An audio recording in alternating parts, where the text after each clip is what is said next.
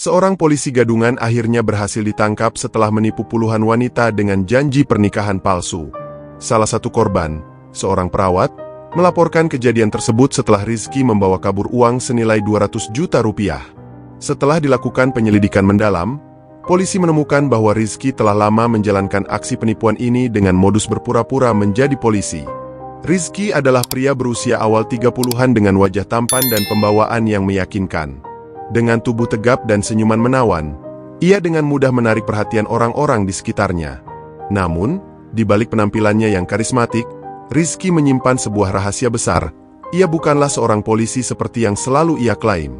Seragam yang dikenakannya bukan berasal dari kantor kepolisian, melainkan dari pasar gelap, lengkap dengan atribut palsu yang membuatnya tampak sah sebagai seorang aparat penegak hukum. Dengan penampilan ini, ia berhasil menjalankan aksinya sebagai seorang polisi gadungan. Sejak kecil, Rizky memang bercita-cita menjadi seorang polisi. Ia terpesona dengan sosok-sosok berseragam yang tampak gagah dan dihormati oleh banyak orang. Namun, kenyataan hidup berkata lain. Setelah gagal dalam seleksi akademi kepolisian, Rizky yang tidak memiliki pekerjaan tetap mulai mencari cara lain untuk meraih impian itu, meski dengan jalan yang salah. Ia mulai meniru gerak-gerik seorang polisi, menghafal istilah-istilah kepolisian, dan bahkan mempelajari prosedur tilang agar semakin meyakinkan saat berinteraksi dengan masyarakat. Pada awalnya, Rizky hanya menggunakan seragam palsunya untuk mendapatkan perlakuan istimewa di tempat-tempat umum. Dengan seragam itu, ia bisa makan gratis di warung kecil, mendapatkan diskon di beberapa toko, bahkan tidak jarang ia diundang ke acara resmi di lingkungan sekitar. Namun, lambat laun, ia sadar bahwa seragam ini bisa memberinya keuntungan lebih besar. Bukan hanya sekadar fasilitas kecil, tapi juga kesempatan untuk menipu orang-orang yang percaya padanya, terutama para wanita. Bermodalkan wajah tampan dan seragam yang memberi kesan wibawa, Rizky mulai menyusun rencana lebih besar. Ia sering nongkrong di tempat-tempat ramai, seperti kafe, restoran, atau pusat perbelanjaan, sambil mencari target. Setiap kali ia bertemu dengan seorang wanita yang menarik perhatiannya, ia akan memperkenalkan diri sebagai seorang polisi dari Satuan Reserse Kriminal. Ia bercerita tentang bagaimana ia harus bekerja keras untuk memberantas kejahatan, bagaimana ia sering turun langsung ke lapangan, dan bagaimana tugasnya membuatnya jarang punya waktu untuk berkenalan dengan wanita. Para wanita yang mendengarnya pun langsung terpesona. Bagaimana tidak? Rizky bukan hanya tampan, tapi juga terlihat seperti pria pemberani dan bertanggung jawab. Tidak sedikit dari mereka yang mulai membuka hati, berharap bisa menjalin hubungan serius dengan seorang polisi yang tampak setia dan berwibawa. Dalam waktu singkat, Rizky sudah memiliki beberapa pacar di berbagai tempat, yang semuanya percaya bahwa mereka menjalin hubungan dengan seorang aparat kepolisian. Namun, Rizky bukan hanya bermain dengan perasaan mereka. Ia juga mulai memanfaatkan kedekatan itu untuk meminta bantuan finansial. Awalnya, ia hanya meminta bantuan kecil, seperti meminjam uang untuk kebutuhan mendadak. Namun, lama-lama jumlah yang ia minta semakin besar. Ia selalu punya alasan meyakinkan, entah itu untuk biaya pengobatan ibunya, membayar uang kontrakan yang tertunda, atau bahkan biaya mutasi kerja keluar kota. Setiap kali ia meminta uang, ia selalu berjanji akan segera menggantinya. Tapi kenyataannya, uang itu tidak pernah kembali. Meskipun sudah menjalankan aksinya selama bertahun-tahun, Rizky selalu berhati-hati agar tidak ketahuan. Ia tidak pernah membawa wanita-wanita itu ke tempat tinggal aslinya dan selalu bertemu di tempat umum. Jika ada yang mulai curiga dan bertanya soal pekerjaannya, ia akan mengalihkan pembicaraan dengan berbagai cerita heroik tentang tugasnya. Ia juga menghindari lingkungan kepolisian yang sebenarnya, takut bertemu dengan polisi asli yang bisa langsung mengenali kebohongannya. Taktik ini berhasil selama bertahun-tahun. Rizky semakin percaya diri dan merasa bahwa tidak ada yang bisa menghentikannya. Ia menikmati hidup mewah dari hasil menipu para korban, menggunakan uang mereka untuk membeli barang-barang mahal, menyewa apartemen mewah, dan bahkan berlibur keluar kota dengan alasan dinas kerja. Ia merasa tidak tersentuh, seolah-olah dirinya benar-benar seorang polisi sungguhan yang berhak mendapatkan segala keuntungan ini. Namun, kejahatan tidak akan selalu berjalan mulus. Tanpa disadari, jejak yang ia tinggalkan semakin banyak. Beberapa wanita mulai merasa ada yang aneh dengan Rizky. Beberapa dari mereka mencoba mencari tahu tentang latar belakangnya, tapi selalu menemui jalan buntu. Hingga suatu hari, seorang wanita bernama Bella masuk ke dalam perangkapnya. Bella, seorang perawat cantik yang tulus dan penuh kasih, percaya bahwa Rizky adalah pria impiannya. Tapi Bella juga bukan wanita yang mudah ditipu. Dan tanpa Rizky sadari, pertemuannya dengan Bella akan menjadi awal dari kehancurannya. Bella adalah seorang perawat muda berusia 27 tahun yang bekerja di rumah sakit swasta di pusat kota. Ia adalah sosok yang ramah, penyayang, dan penuh dedikasi terhadap pekerjaannya. Namun, di balik senyumnya yang menenangkan, Bella menyimpan kesepian yang mendalam. Kesibukannya di rumah sakit membuatnya jarang memiliki waktu untuk bersosialisasi, apalagi mencari pasangan hidup. Di usianya yang hampir menginjak 30, orang tuanya sering bertanya kapan ia akan menikah, dan itu semakin membuatnya merasa tertekan. Suatu hari, setelah shift malam yang melelahkan, Bella memutuskan untuk mampir ke sebuah kafe tidak jauh dari rumah sakit. Ia hanya ingin menikmati secangkir kopi sebelum pulang. Saat itulah ia bertemu dengan Rizky. Dengan seragam polisi yang rapi dan wajah yang penuh percaya diri, Rizky tampak mencolok di antara pengunjung lainnya.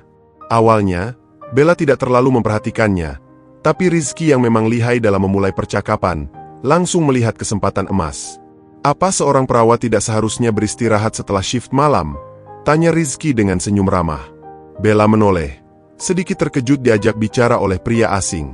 "Hanya butuh sedikit kopi sebelum pulang," jawabnya sambil tersenyum. Dari percakapan kecil itu, Rizky mulai melancarkan pesonanya. Ia mengaku baru saja menyelesaikan tugas patroli dan seringkali harus bekerja lembur seperti Bella. Mereka pun berbagi cerita tentang pekerjaan masing-masing. Rizky berbicara dengan penuh semangat tentang bagaimana ia sering terlibat dalam operasi penangkapan penjahat dan bagaimana tugasnya sebagai polisi membuatnya sulit memiliki hubungan yang stabil. Bella yang sejak awal mengagumi sosok pria berwibawa dan bertanggung jawab, mulai tertarik. Ia merasa menemukan seseorang yang bisa mengerti kesibukannya dan tidak akan menuntut banyak waktu darinya. Rizky juga pandai membaca ekspresi dan mengetahui bahwa Bella mulai terpesona. Dengan cermat, ia memainkan peran sebagai pria yang setia, serius, dan siap berkomitmen. Beberapa hari setelah pertemuan itu, Rizky mulai sering menghubungi Bella. Ia mengirim pesan di pagi hari untuk menanyakan apakah Bella sudah sarapan, mengirim pesan di malam hari untuk mengingatkan agar Bella tidak terlalu lelah bekerja. Bella yang jarang mendapat perhatian seperti ini merasa dihargai dan semakin yakin bahwa Rizky adalah pria yang tepat. Sebulan berlalu, hubungan mereka semakin dekat. Rizky mulai datang menjemput Bella di rumah sakit dengan motor besarnya, memberi kesan bahwa ia benar-benar seorang polisi aktif. Sesekali, ia mengajak Bella makan malam di restoran, mengatakan bahwa ia ingin mengenalnya lebih dalam sebelum langkah lebih jauh. Bella, yang selama ini berhati-hati dalam memilih pasangan, merasa bahwa kali ini ia menemukan pria yang berbeda. Namun, ada satu hal yang tidak disadari Bella. Rizky tidak pernah mengizinkannya datang ke rumah atau mengenal lebih jauh keluarganya. Setiap kali Bella bertanya tentang kehidupan pribadinya, Rizky selalu memberikan jawaban yang membuat Bella tidak bertanya lebih lanjut. "Aku tinggal di mes polisi. Tempatnya tidak terlalu nyaman untuk seorang wanita," katanya suatu kali. Atau, "Orang tuaku sudah lama meninggal. Aku hanya fokus pada pekerjaan dan ingin membangun masa depan yang lebih baik." Bella yang percaya dan tidak ingin mengusik luka masa lalu Rizky, menerima alasan itu tanpa curiga. Hingga akhirnya, di bulan kedua hubungan mereka, Rizky mulai melancarkan aksinya yang sebenarnya. Suatu malam, saat mereka sedang makan malam bersama, Rizky tampak lebih serius dari biasanya. Ia menatap Bella dalam-dalam dan menggenggam tangannya erat. "Aku merasa sudah menemukan wanita yang tepat," katanya dengan suara lembut. "Aku ingin serius denganmu, Bella. Aku ingin kita segera menikah." Bella terkejut, namun hatinya dipenuhi kebahagiaan. Ini adalah momen yang ia tunggu-tunggu. "Benarkah, Mas? Aku juga ingin hubungan kita serius," jawabnya dengan mata berbinar. Namun, Rizky segera melanjutkan dengan nada agak ragu. "Tapi ada satu masalah kecil. Aku sedang dalam proses mutasi tugas keluar kota, dan aku butuh dana untuk administrasi.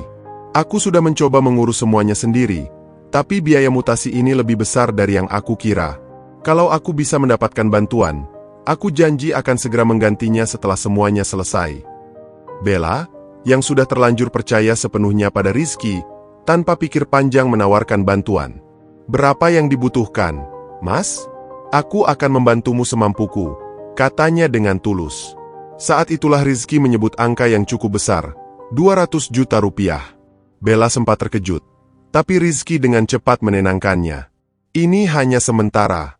Begitu aku resmi dipindahkan, aku akan mendapatkan tunjangan dan langsung mengembalikan semuanya. Aku tidak akan menyusahkanmu, Bella. Aku hanya ingin kita segera bersama. Bella yang sudah dimabuk cinta dan percaya sepenuhnya pada Rizky, akhirnya menyerahkan uang itu dari tabungan dan hasil pinjaman. Tanpa ia sadari, ini adalah awal dari bencana besar dalam hidupnya. Setelah mendapatkan uang 200 juta dari Bella, Rizky merasa kemenangan sudah di tangannya. Dengan uang sebanyak itu, ia bisa hidup mewah untuk sementara waktu. Ia bisa membayar sewa apartemen mewah yang selama ini hanya mampu ia tinggali dengan cara menunggak, membeli barang-barang mahal untuk menjaga citra sebagai pria sukses, dan bahkan mengajak wanita lain bersenang-senang. Namun, Bella bukan satu-satunya korban. Rizky telah menjalankan modus ini selama bertahun-tahun, dan Bella hanyalah satu dari sekian banyak wanita yang jatuh ke dalam perangkapnya. Sebelum Bella, ada beberapa wanita lain yang juga tertipu dengan cara serupa. Masing-masing dijanjikan pernikahan, masing-masing dimanipulasi dengan kebohongan yang berbeda, dan masing-masing akhirnya kehilangan uang mereka. Salah satu korban lainnya adalah seorang wanita bernama Dinda, seorang pegawai bank yang bertemu dengan Rizky di sebuah pusat perbelanjaan. Kepada Dinda, Rizky mengaku sebagai polisi yang sedang menangani kasus pencucian uang besar. Dengan mulut manisnya, Rizky membuat Dinda percaya bahwa ia adalah pria yang pekerja keras dan butuh seorang wanita baik-baik untuk mendukungnya. Tanpa curiga, Dinda juga memberikan sejumlah uang kepada Rizky ketika ia mengaku membutuhkan biaya hukum dalam kasus besar yang sedang ia tangani. Kemudian ada Maya, seorang janda kaya yang juga menjadi korban Rizky. Berbeda dari Bella dan Dinda, Maya tertarik kepada Rizky karena merasa butuh perlindungan. Rizky memainkan perannya dengan sangat baik, berpura-pura menjadi pria yang siap menjaga dan melindungi Maya dari ancaman dunia luar. Ia menggunakan seragam polisinya untuk membuat Maya merasa aman, dan ketika waktunya tepat, ia pun meminta uang dengan alasan investasi. Maya yang sudah jatuh hati, tanpa pikir panjang menyerahkan uang ratusan juta, sama seperti Bella. Rizky memiliki aturan ketat dalam permainannya. Ia tidak pernah terlalu lama bersama satu korban agar mereka tidak mulai curiga. Biasanya, setelah mendapatkan uang dalam jumlah besar, ia akan menghilang secara perlahan. Awalnya, ia mulai jarang menghubungi, lalu memberikan alasan sibuk dengan tugas kepolisian. Setelah beberapa minggu, ia benar-benar memutus kontak dan berpindah ke target berikutnya. Namun, Bella berbeda dari korban-korban sebelumnya. Ia tidak mudah menyerah. Setelah seminggu tanpa kabar dari Rizky, Bella mulai merasa ada yang aneh. Awalnya, ia mencoba berpikir positif. Mungkin Rizky benar-benar sibuk dengan tugas barunya. Namun, ketika ia mencoba menelepon dan nomor Rizky tidak aktif selama beberapa hari, hatinya mulai dipenuhi kecemasan.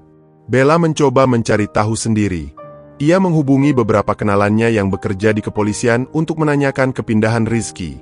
Namun, jawaban yang ia terima justru membuatnya syok. Tidak ada polisi bernama Rizky dalam daftar personel kepolisian manapun. Namanya tidak tercatat di sistem kepolisian, dan mutasi yang ia sebutkan tidak pernah ada.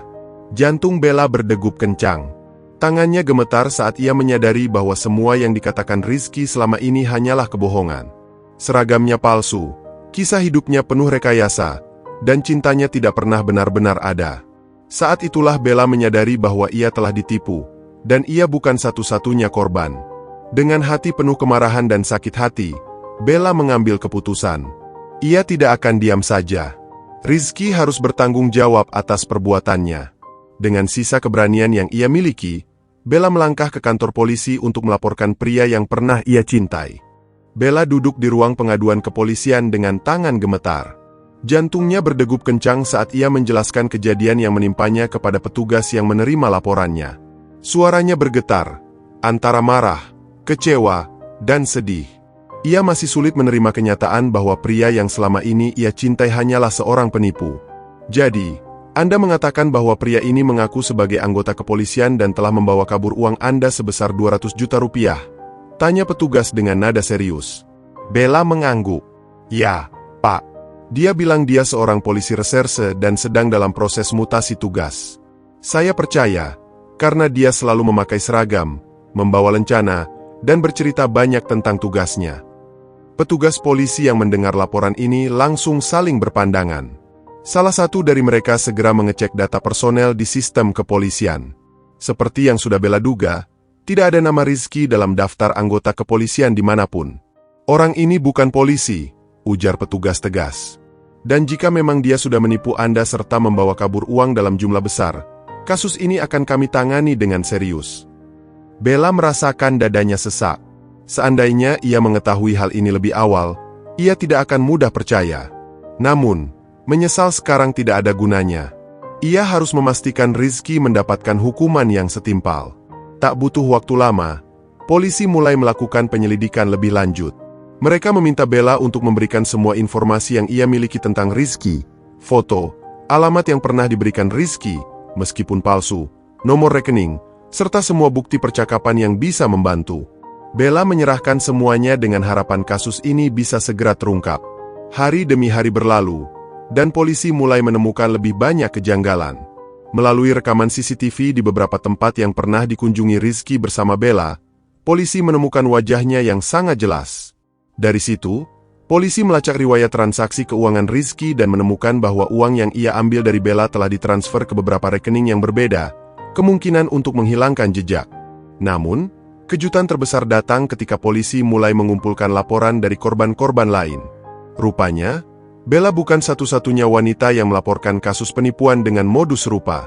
Dalam beberapa bulan terakhir, ada beberapa laporan dari wanita lain yang mengaku telah ditipu oleh seorang pria yang mengaku sebagai polisi. Beberapa di antara mereka kehilangan uang dalam jumlah yang lebih kecil. Namun ada juga yang kehilangan lebih dari Bella. Dengan bukti-bukti yang semakin kuat, kepolisian akhirnya memasukkan nama Rizky dalam daftar pencarian orang, DPO. Foto dan identitasnya disebarluaskan ke berbagai wilayah agar siapapun yang melihatnya bisa segera melaporkannya ke pihak berwajib. Kabar tentang Rizky mulai menyebar, tidak hanya di lingkungan kepolisian, tetapi juga di media sosial. Beberapa korban mulai berani angkat suara, menceritakan pengalaman mereka dan memperingatkan wanita lain agar tidak jatuh ke dalam perangkap yang sama. Bella yang awalnya merasa hancur, kini mulai merasa lega. Setidaknya, ia tidak sendirian dalam penderitaan ini.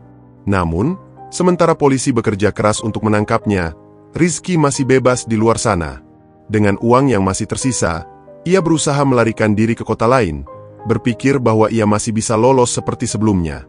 Tapi kali ini, permainannya sudah berakhir, dan kejatuhannya tinggal menunggu waktu. Setelah membawa kabur uang Bella, Rizky tahu bahwa ia tidak bisa tinggal di kota itu lebih lama.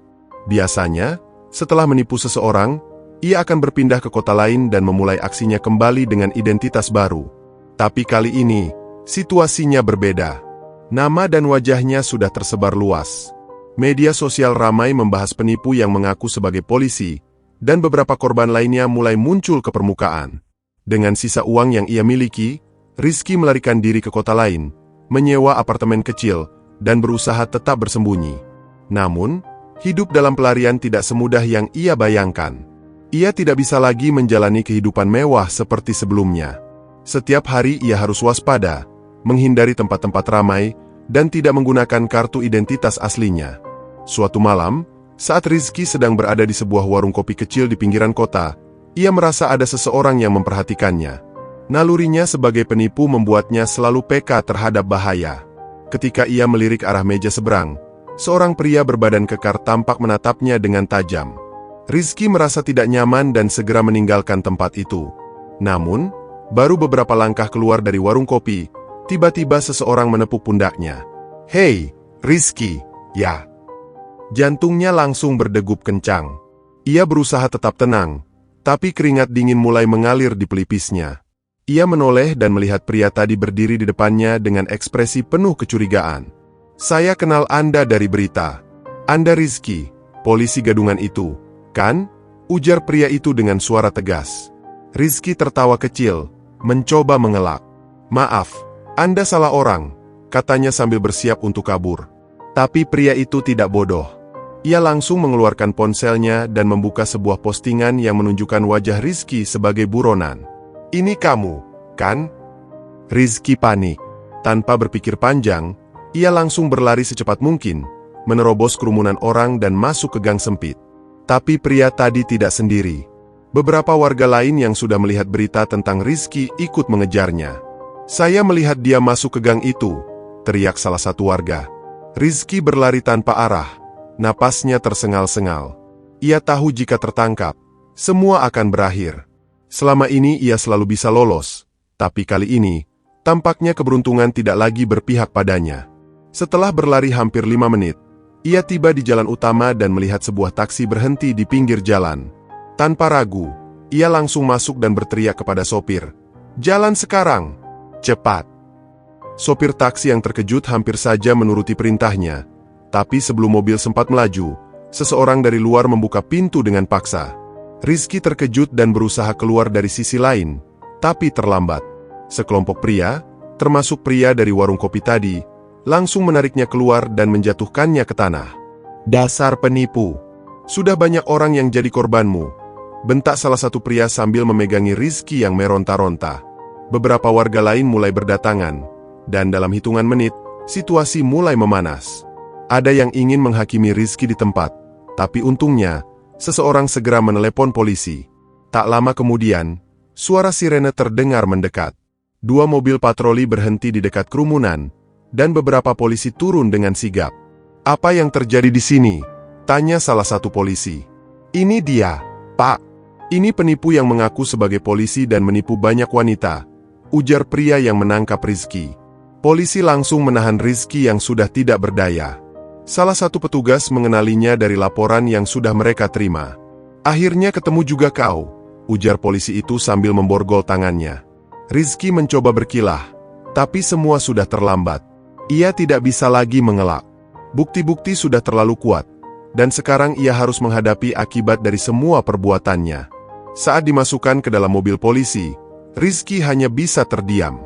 Untuk pertama kalinya dalam hidupnya, ia merasa benar-benar kalah. Di dalam mobil polisi yang melaju menuju kantor kepolisian, Rizky hanya bisa terdiam.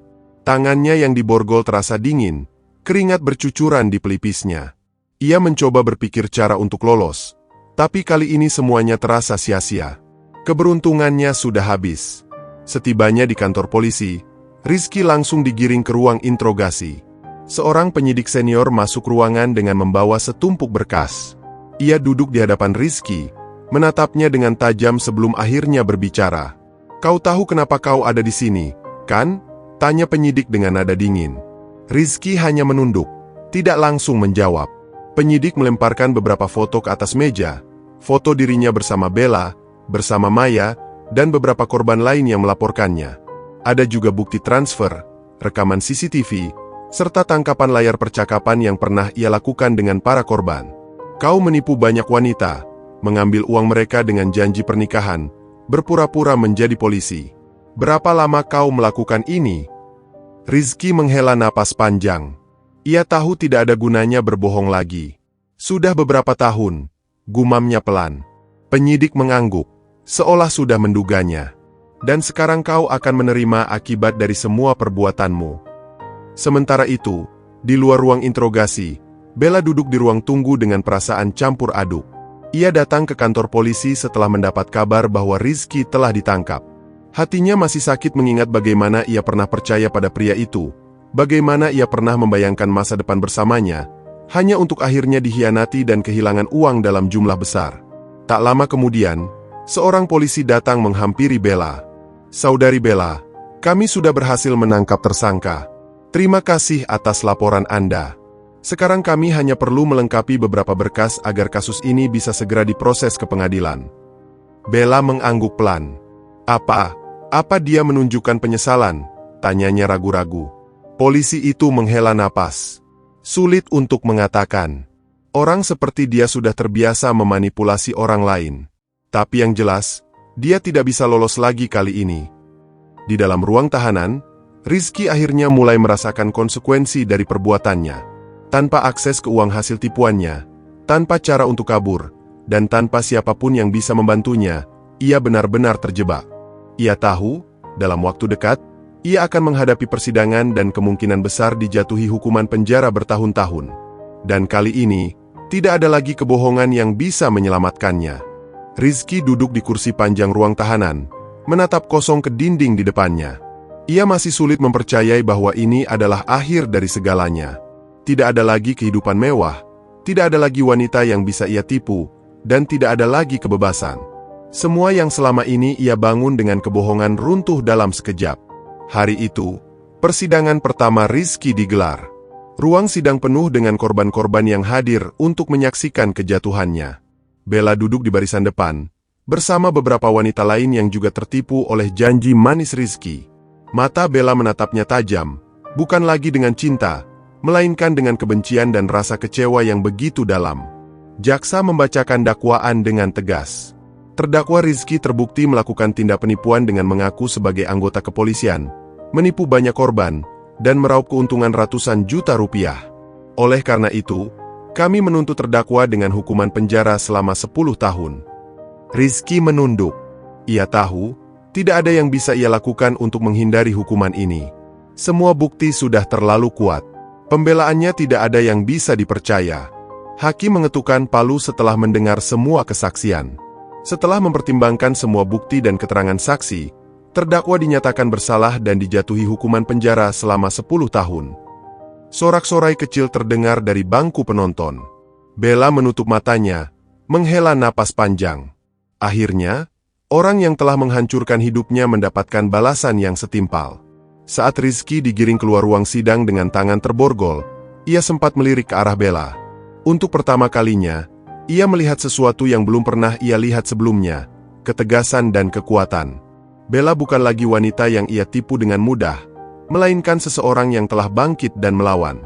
Ketika Rizky dibawa masuk ke dalam mobil tahanan, ia menyadari satu hal, kebohongan mungkin bisa bertahan lama, tapi kebenaran pada akhirnya akan selalu menang. Bagaimana menurut kalian akhir dari cerita ini? Apakah Rizky pantas mendapatkan hukuman lebih berat? Tulis pendapat kalian di kolom komentar. Jangan lupa untuk like, subscribe, dan nyalakan lonceng notifikasi agar tidak ketinggalan kisah inspiratif lainnya. Sampai jumpa di video berikutnya.